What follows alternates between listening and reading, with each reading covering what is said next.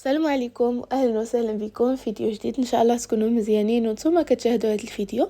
اليوم ان شاء الله غنشارك معكم حلوى دوازتي سهله وسريعه وكتجي هشيشه بمقادير جد بسيطه، كتجي على شكل ديال الصنوبر كما كتشوفوا. ان شاء الله لا جربتوها غتعجبكم. بلا ما نطول عليكم دابا نخليكم مع المقادير والطريقه ديال التحضير فرجه ممتعه. بالنسبه للمقادير فكنحتاجو 100 غرام ديال الزبده، 90 غرام ديال السكر، 50 مليلتر ديال الزيت، بيضه متوسطه. ايضا عندي الكاكاو المر 20 غرام ما يعادل 2 معالق كبارين. كنحتاجو 300 غرام ديال الدقيق زائد 5 غرام خميره الحلويات. وفي الاخير كنحتاجو فانيليا سائله اولا ساشي ديال سكر فاني. ونبداو على بركه الله. بسم الله. مع الطريقه ديال التحضير، اول حاجه كناخذ الزبده تكون بحراره المطبخ. انا استخدمت الزبده ديال الطاسه تكون بلا ملحه.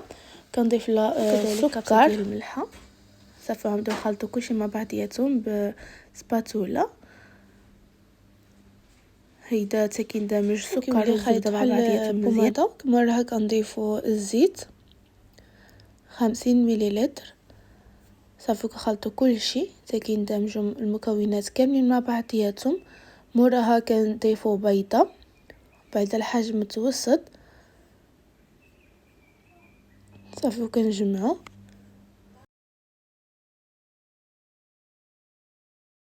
من بعد زيت فانيليا معلقه صغيره سائله.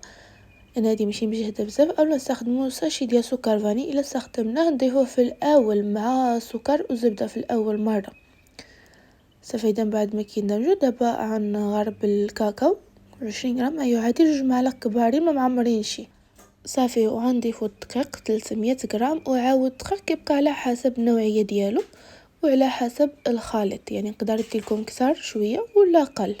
مهم العجينه اللي خصنا نتحصلوا عليها خصها تكون رطبه.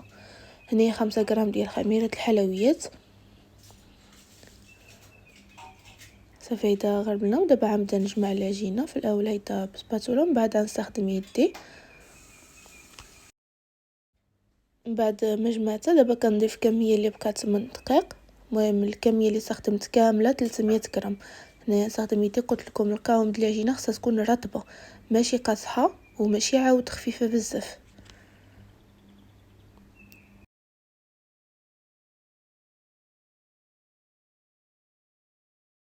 هانتوما العجينه بعد ما جمعتها هذا هو القوام ديالها، كتكون رطبه. نغطيها بلاستيك غذائي وغنخليها 20 دقيقه في الثلاجه. عاد غنبداو نشكلوها، ضروري ما نخليوها ترتاح. بعد ما جازت 20 دقيقه خرجتها من الثلاجه. دابا غنبداو نشكلوها. بالنسبه للحجم فانا عبرت 22 غرام، يعني كيجيو متوسطين الحبات ماشي كبارين بزاف وماشي صغارين.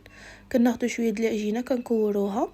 شكلتها على هذا الشكل هذا كما كتشوفوا. من بعد عملت بالموس خطوط متوازين وعكسناهم على هذا الشكل هذا اللي موضح في الفيديو. كنضغطوا مزيان عما نوصلوا شي للقاع. على هذا الشكل هذا هو الشكل ديالها، كيجيو بحال الشكل ديال الصنوبر. من بعد راه كنزيدو نضغطوا من الفوقي وكنعملوه شي صينيه تكون فرشه بورق زبده اولا مدهونه بالزيت. كنستمر على نفس الشكل. كنعمل كره، كنعمل من الحاشيه كنضغط عليها من الحاشيه ومن الوسط على هذا الشكل هذا باش كتجي بحال تقريبا شكل المثلث من الفوقي.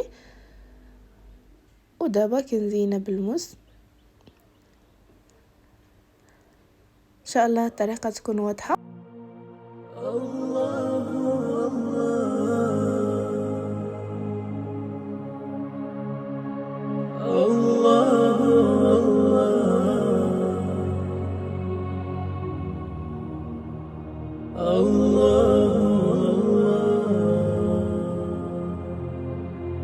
Oh Allah the Almighty, Allah, Allah, protect me and guide me, Allah, Allah, to your love and mercy, Allah. من بعد ما كملت دابا كندخلوها الفرن طيب من التحت ومن الفوقي. هذا ما كتاخذش الوقت بزاف، ماكسيموم من 15 حتى 20 دقيقه. من بعد ما خرجتها من الفران هذا هو الشكل ديالها، كتنفخ شويش. صافي دابا كنخليوها حتى كتبرد، عاد كنزينوها بسكر كلاصي من الفوقي.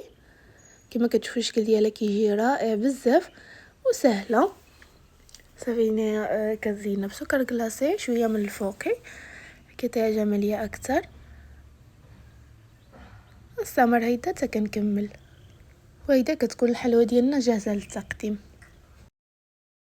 وهي الحلوه ديالنا كنقدموها. الا بغيتو ديك مرحله ديال السكر يعني تحطوها بلا ما تعملوها كيبقى الاختيار ديالكم، حتى هيدا كتجي صراحه مزيانه.